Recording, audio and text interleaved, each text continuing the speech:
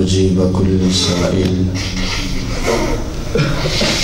والصلاة والسلام على سيد الأنبياء والمرسلين وعلى آله وأصحابه وأزواجه وعلماء ملته أجمعين. أما بعد فأعوذ بالله من الشيطان الرجيم.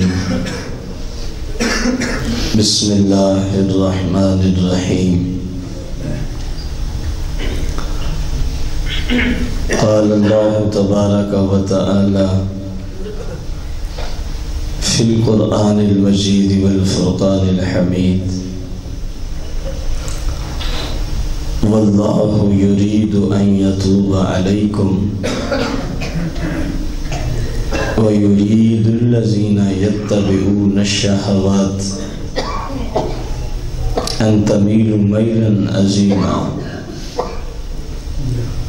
يريد الله أن يخفف عنكم وخلق الإنسان ضعيفا. آمنت بالله صدق الله العظيم وصدق رسوله النبي الكريم ونحن على ذلك لمن الشاهدين والشاكرين والحمد لله رب العالمين.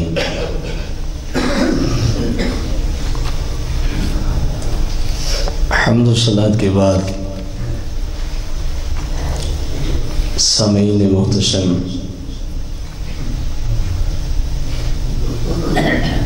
ہمارے آج کے ہفتہ وار درس قرآن کا موضوع ہے مسلم کو کیا ہو گیا ہے، قسط نمبر 4، اور اس سلسلہ کی آج یہ آخری قسط ہوگی۔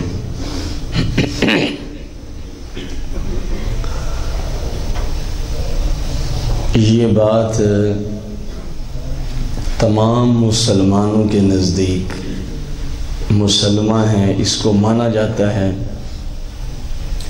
کہ اگر کسی ایک نظریے یا مسئلے کے بارے میں اور آپ اور ساری دنیا کے مسلمان ایک طرف ہو جائیں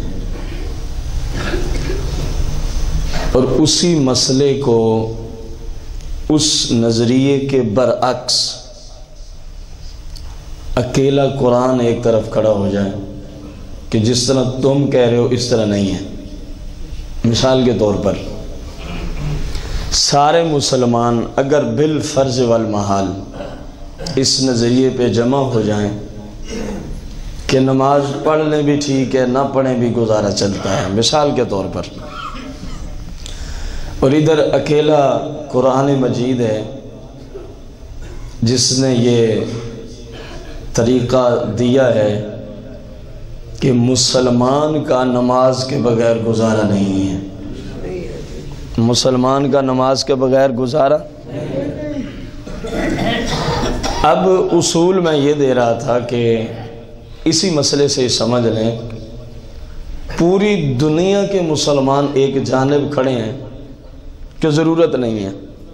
جو حالات اس وقت ہمارے گزر رہے ہیں وہ یہ حقیقت، میں نے مثال بھی حقیقت پہ دی ہے، اگر ان کو ضرورت محسوس ہوتی نماز کی تو مساجد میں یہ حالت تو نہ ہوتی۔ مساجد میں آپ جائیں تو رونے کو جی کرتا ہے، پتھر لگے ہوئے ہیں، کروڑوں لاکھوں روپے کا خرچ کیا ہوا ہے، بڑے بڑے مینار سجائے ہوئے ہیں، کئی منزلیں مساجد کو بنا ڈالا ہے، اندر دیکھیں تو لاکھوں روپے کا خرچ مسجد کی زیب و زینت پہ کر دیا گیا، قالین بچھے ہوئے ہیں، اے سی لگے ہوئے ہیں، پنکھوں کی کثرت ہے، لیکن جب نمازی کو دیکھیں تو رونا آتا ہے۔ تو کیا مساجد صرف اس لیے بنائی جاتی ہیں کہ لوگ دیکھیں ہمارے محلے کی مسجد بڑی خوبصورت ہے؟ ہرگز نہیں۔ مسجد بھلے کچی ہی کیوں نہ ہو، کچھ نہیں ہوتا، بس اندر رونق نظر آنی چاہیے. مسجد تو تب خوش رہتی ہے. اب اندازہ لگائیں آپ کہ سارے مسلمان ایک طرف کھڑے ہیں, قرآن اکیلا, تو کس کی بات مانی جائے گی؟ بلند آواز سے پھر مانیں. میں پڑھنے لگا ہوں قرآن. واللہ یرید ان یتوب علیکم, سورہ نساء ہے, آیت نمبر 27. واللہ, اور اللہ تبارک و تعالی, یرید, اللہ کی مشیت یہ ہے, اللہ تو یہ چاہتا ہے کیا؟ ان یتوب علیکم, کہ اللہ تبارک و تعالی تم پر اپنی رحمت سے رجوع فرمانا چاہتا ہے. اے مسلمانوں, اللہ تبارک و تعالی تم پر اپنی رحمت سے ان یتوب علیکم, تم پر وہ اپنی رحمت برسانا چاہتا ہے, تم پر وہ اپنی رحمت نچھاور کرنا چاہتا ہے. لیکن پھر ہے کیا, تمہیں رحمت نصیب ہوتی کیوں نہیں ہے؟ آخر مسئلہ کیا ہے؟ وہ کون سی چیز ہے جو رحمت کو روک رہی ہے؟ وہ کون سی چیز ہے جس کی وجہ سے رحمت تم تک پہنچتی نہیں ہے؟ وہ کون سا ایسا فعل اور کردار ہے جس کی وجہ سے تمہارے گھر, تمہارے قلوب و اذہان, تمہارے دل کی دھرتیاں آباد ہونے سے ویران ہونے کی طرف زیادہ سبقت کرتی ہیں؟ تمہارے دل کی دھرتیوں میں نورانیت کا فیض کیوں نہیں جاری ہوتا؟ تمہارے دل کی زمین اور دھرتی پر قرآن و سنت کا فہم کیوں نہیں جاری ہوتا؟ وہ کون سی چیز ہے؟ فرمایا وَيُرِيدُ الَّذِينَ, اور وہ لوگ تو یہ چاہتے ہیں, وہ لوگ تو, اندازہ لگانا قرآن نے کتنا خوبصورت فیصلہ سنایا ہے. وَيُرِيدُ الَّذِينَ, اور وہ لوگ تو یہ چاہتے ہیں, اور وہ لوگ تو, یعنی اب سادہ لفظوں میں اگر آپ کو آیت کا ترجمہ سمجھانا چاہوں, دو طرح سے سمجھایا.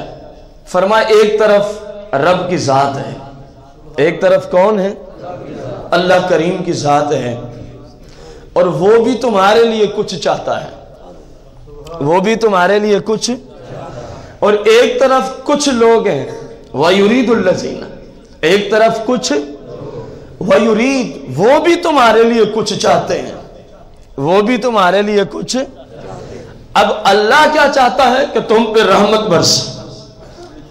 دیکھیں نا, وَاللَّهُ يُرِيدُ أَن يَتُوبَ عَلَيْكُمْ, اللہ یہ چاہتا ہے کہ تمہارے اوپر رحمت کا فیض ہو, تمہارے قلوب و اذہان قرآن و سنت کے نور سے بھر جائیں, تمہارے قلوب و اذہان ہدایت کے نور سے فل ہو جائیں. اللہ یہ چاہتا ہے کہ تمہارے اوپر رحمتیں برسیں.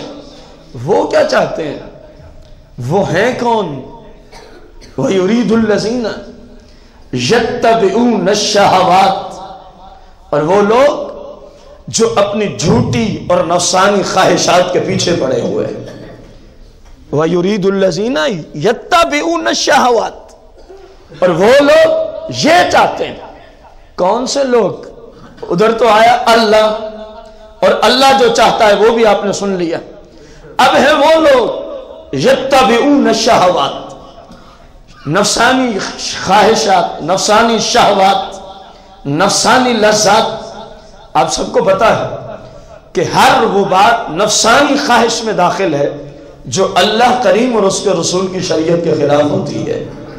ایسا ہے کہ نہیں ہے؟ ہر وہ بات جو اللہ رسول کی شریعت کے خلاف ہے وہ نفسانی خواہشات میں شمار کی جاتی ہے.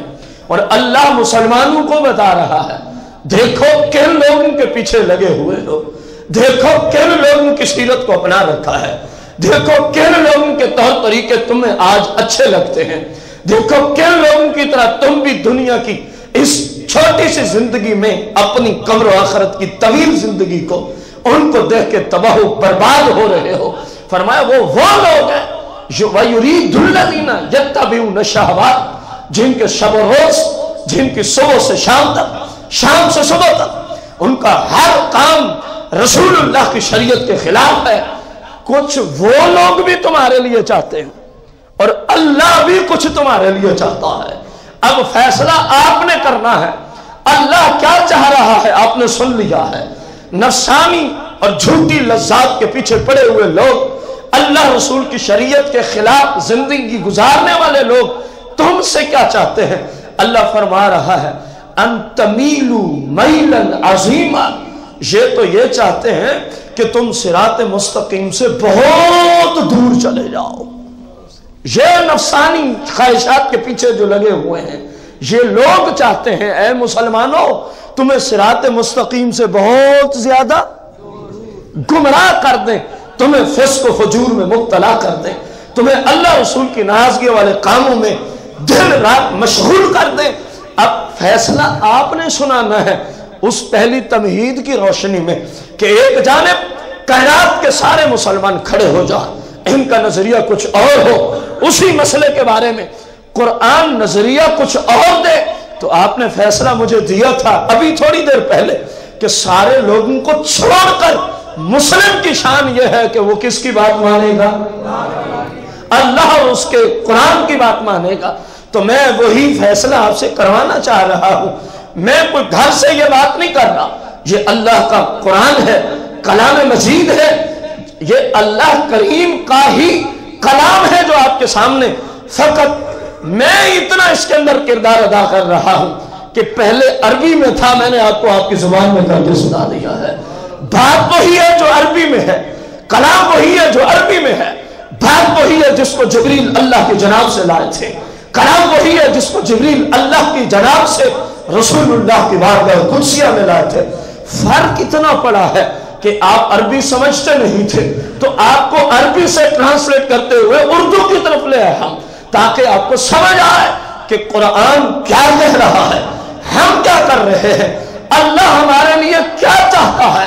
اور وہ لوگ جو جھوٹی خواہشات کے پیچھے پڑے ہوئے ہیں، اپنی نفسانی خواہشات اور نفس امارہ کی ہر گندی خواہش کو پورا کرنا چاہتے ہیں، ہر وہ خواہش جو نفس امارہ نے کھڑ دی ہے وہ اس کو پورا کر کے دکھاتا ہے، خواہ اس کی وجہ سے اللہ ناراض ہو رہا ہو، خواہ اللہ کا رسول ناراض ہو رہا ہو، خواہ قرآن کو پشت پشت ڈالنا پڑے، خواہ حدیث کے ذخیرہ کو اٹھا کے کسی اور جگہ پھینکنا پڑے، اس کو کوئی پرواہ نہیں ہے۔ جو نفس امارہ نے کھڑ دیا ہے اس نے اس کو پورا کر کے دکھانا ہے۔ میرے بھائیوں اور بزرگوں، میں آپ سے فیصلہ مانگ رہا ہوں، اللہ چاہتا ہے تم پہ رحمت نازل کرے، اور نفسانی خواہشات اور جھوٹی لذات کے پیچھے جو لوگ پڑے ہیں، مختلف انداز سے جو آپ سے گناہ کرواتے ہیں، کوئی رشتہ دار ہے، کوئی پڑوسی ہے، کوئی محلے والا ہے، جن کی وجہ سے ہم مجبور ہیں، یہ گناہ بھی ہم نے کرنا ہے، یہ جرم بھی ہم نے کرنا ہے، ورنہ رشتہ دار کیا کہیں گے، ورنہ محلے دار کیا کہیں گے۔ فیصلہ آپ سنانا ہے آپ نے، حالانکہ اسی قانون پہ فیصلہ آپ سنا چکے ہیں، لیکن جب حق سامنے آتا ہے بہت ساری زبانیں خاموش ہو جاتی ہیں، بہت ساری نگاہیں جھک جاتی ہیں، بہت سارے چہرے افسردہ ہو جاتے ہیں، بہت سارے لوگ شرمندگی کے شکار ہوتے ہیں۔ میرے بھائی آج تو افسردگی کر کے اٹھ کے چلے جائیں گے، آج تو آنکھیں جھکا کے چپ کر کے اٹھ کے چلے جائیں گے۔ میرا سوال ہے جب اسرائیل پہنچے گا، اکیلا قبر میں اتار دیا جائے گا، اللہ کی جناب میں محشر کے دن کھڑا ہونا ہوگا، اس دن بھی آنکھیں بند کر کے گزارا ہو جائے گا، اس دن بھی چشم پوشی سے گزارا ہو جائے گا۔ خدا را جو کل کو سامنے آنا ہے، آج اس کو خواہ کی باتیں نہ سمجھو، یہ تمہارے رب کا کلام ہے، یہ قرآن مجید کا بیان ہے، اور امت مسلمہ کے نصاب کا بیان کیا جا رہا ہے۔ فرمایا اللہ یہ چاہتا ہے کہ تمہارے اوپر رحمت نازل فرمائے، اور یہ لوگ چاہتے ہیں کہ تم اللہ سے دور ہو جاؤ، تم اللہ سے۔ اب بتاؤ پھر آپ کیا چاہتے ہیں؟ جن کو سمجھ نہیں آئی وہ تو مجبور ہیں، کیونکہ میں نے فارسی میں جو کلام کیا ہے، آپ کو فارسی کی سمجھ ہی نہیں ہے۔ کس کی طرف جانا چاہتے ہیں؟ بلند آواز سے۔ اور یہ کسی مفتی کا فتویٰ سنا ہے آپ کو کہ بندہ ادھر سے سنے اور ادھر سے نکال دے؟ کیونکہ مفتی ہمارے جیسا ایک انسان ہوتا ہے، اس سے بھول چوک ممکن ہوتی ہے، بھولتا نہیں ہے جو ماہر مفتی ہے، لیکن ممکن ہوتی ہے بھول چوک۔ اور یہ تو احکم الحاکمین کا حکم ہے، جس میں جو اتنا شک بھی رکھے کہ کبھی وہ بھول سکتا ہے بندہ کافر ہو جائے گا، اللہ نہیں بھول سکتا، کبھی اللہ بھول جائے گا ایسا شخص کافر ہو جائے گا۔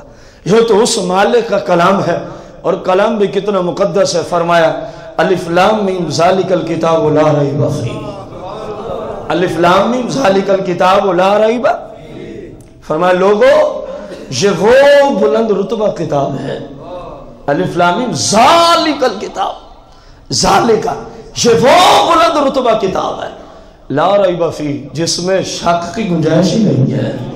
اب گویا ہر طرف سے آپ نے مان لیا کہ یہ بات حق ہے، یہ بات سچ ہے، اس میں شک کی گنجائش نہیں ہے۔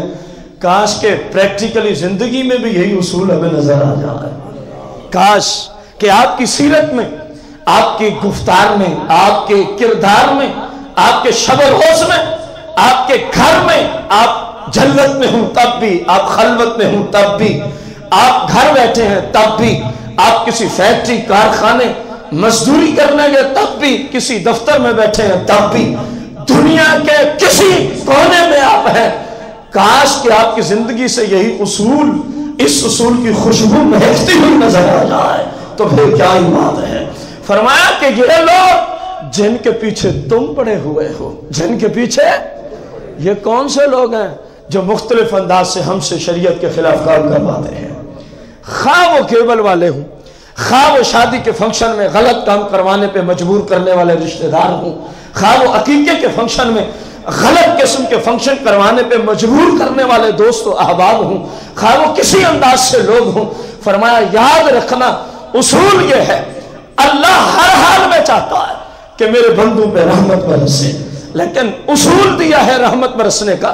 فرمایا جب تو میری بات مانے گا تو تیرے اوپر رحمتیں برسا دوں گا، جب تو میری شریعت پہ چلے گا تو رحمتوں کے خزانے کھول دوں گا، جس طرف بھی تو رخ کرے گا آگے رحمت اور برکت کے باغ کھلتے جائیں گے۔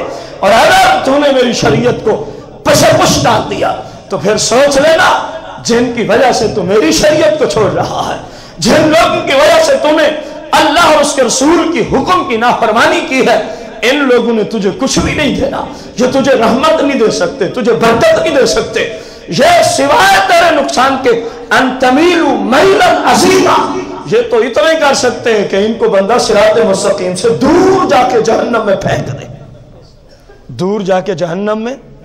میرے آقا کی وہ حدیث مجھے ذہن میں کھٹک رہی ہے،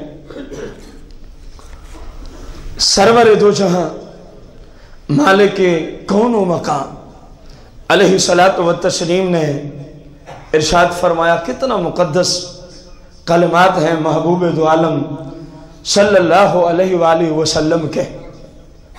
کاش کہ ہمارا یہ ذہن بن جائے، کاش کہ ہمارا یہ کہ ہم ہیں مسلم، ہم ہیں اسلم یسلم اسلام فہوا، بولو نا یار، فہوا مسلم، فہوا، اور اس کا معنی ہوتا ہے اسلام کے آگے اپنے آپ کو جھکانے والا۔ جب اللہ رسول کا حکم آ جائے تو اپنے آپ کو جھکانے والا، اللہ رسول کا حکم آ جائے اپنے آپ کو۔ اب دیکھیں ہیں ہم سب مسلمان، لیکن جو مسلم کا معنی ہے اس پہ ہم کتنے اترے ہوئے ہیں؟ اندازہ لگائے نا ذرا، میں ہوں مسلم، اپنے آپ سے سوال کروں، اگر اجتماع میں نہیں ہوتا تو علیحدہ جا کے گھر میں بیٹھ کے اپنے آپ سے پوچھ لوں کہ بھائی جب تیرا معنی ہی ہے اللہ رسول کے سامنے جھکنے والا، تو نے کتنا جھکایا ہوا ہے؟ میں صبح ہی پڑھ رہا تھا حدیث مبارکہ، امام غزالی رضی اللہ تعالی عنہ نے ارشاد فرمایا احیاء العلوم میں کہ رسول اللہ صلی اللہ علیہ وسلم نے فرمایا ہے میری امت میں وہ شخص متکبر ہے، میری امت میں سے وہ شخص کیا ہے؟ متکبر کا معنی ہے تکبر کرنے والا۔ کیا کرنے والا؟ فرمایا جس کے سامنے اللہ اور اس کے رسول کی شریعت کا حکم آئے، اللہ رسول کا فرمان آ جائے اور وہ پھر بھی اس پہ عمل نہ کرے، فرمایا میں اس کو امت کا متکبر شخص سمجھتا ہوں۔ ہمارے ہیں تو شاید لوگ تکبر کی کوئی اور ہی تعریفیں بیان کرتے ہیں، یہ ہو گیا ہے وہ ہو گیا۔ اصلی متکبر کی پہچان کیا ہے؟ جو اللہ اور اس کے رسول کے احکامات کے خلاف چلے، وہ اصلی متکبر ہے۔ وہ اصلی کیا ہے؟ متکبر ہے۔ اب اندازہ لگاؤ ہم جن حالات میں زندگیاں گزار رہے ہیں، اور اس حدیث کو جو سرکار کی حدیث آپ کے سامنے رکھی ہے، سرور دو جہاں نے فرمایا میری امت کا متکبر شخص وہ ہے کہ جس کے سامنے اللہ رسول کی شریعت آ جائے اور وہ پھر بھی اکڑا رہے، نہیں مانتا، نہیں کروں گا۔ اب ہم میں سے کس کو نہیں پتا کہ یہ اللہ اور اس کے رسول کا حکم ہے، اللہ اور اس کے رسول کا، کہ نماز پڑھنا فرض ہے، نماز کو چھوڑنا، فرض عظیم کو چھوڑنا ہے، اور اشد ترین کبیرہ گناہ ہے۔ بتائیں کس کو نہیں پتا؟ صرف آپ کی بات میں نے نہیں کی، میں پورے ورلڈ کے مسلمانوں کی بات کر رہا ہوں۔ اب بتائیں جب سب کو پتا ہے تو جان بوجھ کے اللہ اور اس کے رسول کے حکم کی نافرمانی ہے کہ نہیں ہے؟ تو یہ متکبر ہے یا عاجز ہے؟ لوگوں نے تکبر کی تعریف ہی نہیں سمجھی رسول اللہ سے۔ سرکار ایک دن تکبر پہ لیکچر دے رہے تھے تو بڑا شدید ترین وعید پہ مبنی وہ لیکچر تھا، تو صحابہ میں سے بعض کھڑے ہوئے، ہاتھ جوڑ کے اپیل کی، یا رسول اللہ صلی اللہ علیہ وسلم کیا یہ بھی تکبر ہے؟ اب اندازہ لگانا، کیا یہ بھی جو آج لوگوں نے سمجھ رکھا ہے؟ کون سی بات؟ ایک بندے کے پاس مال ہے، دولت ہے، حلال کے ذریعے سے کمائی ہوئی ہے، اور وہ چاہتا ہے میرا لباس اچھا ہو، میری سواری اچھی ہو، میرے جوتے اچھے ہوں، میرا کھانا پینا، میری رہائش اچھی ہو، کیا یا رسول اللہ یہ بھی تکبر میں داخل ہے؟ میرے آقا کریم نے فرمایا اللہ جمیل و یحب الجمال، او کما قال علیہ السلام، فرمایا اس کو کون تکبر کہتا ہے؟ اس کو کون؟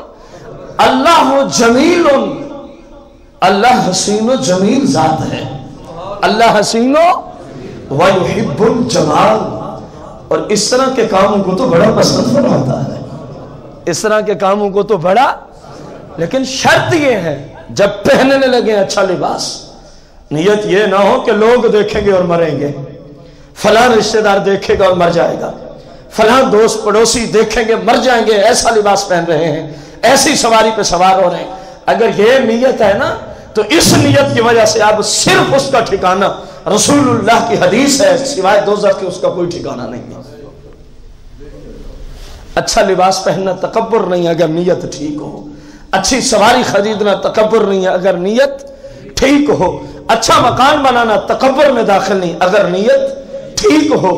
سرکار دو جہاں علیہ السلام نے فرمایا تکبر یہ نہیں، تکبر یہ ہے کہ اللہ رسول کا حکم آ جائے اور بندہ اس کے خلاف زندگی بسر کرے۔ فرمایا یہ بندہ اللہ کے ہاں متکبر ہے۔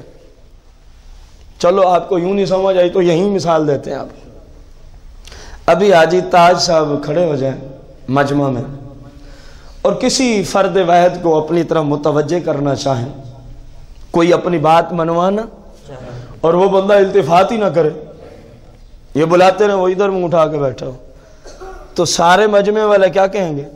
بڑا متکبر شخص ہے یار۔ ایسا ہے کہ نہیں؟ کیوں کہا آپ نے؟ کیونکہ اس نے ایک بندے کی بات نہیں مانی۔ اور ایک بندے کی بات نہ مانے بندہ تو بندوں کو سمجھ آئے یہ متکبر ہے، اور صرف ایک بات نہ مانے سمجھ آئے متکبر ہو گیا ہے۔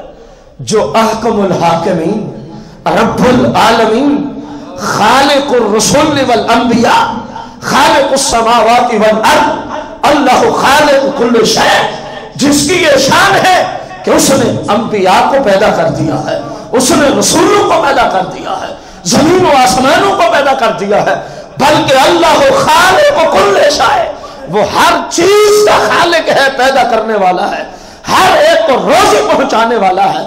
بات مزے کی کر رہا ہوں میں، یا کوئی بندہ آپ سے کوئی ایک بات کا تقاضا کرے، آپ یا میں نہ مانے تو سمجھ آتی ہے یہ بندہ کیا ہے؟ متکبر ہے۔ اور حالانکہ ہماری تو کوئی جرات ہی نہیں ہے کسی سے کوئی بات منوانے کی، ہم تو خود مجبور محض ہیں۔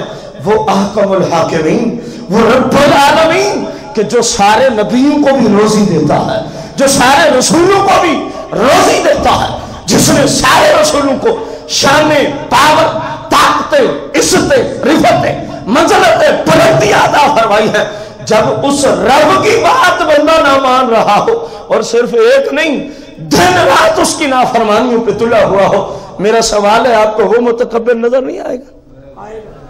بلکہ یوں کہنا چاہیے وہ تو سب سے بڑا متکبر ہے، کیونکہ جتنی بڑی ہستی کی نافرمانی ہو اتنا بڑا جرم ہوتا ہے، اتنا بڑا کیا ہوتا ہے۔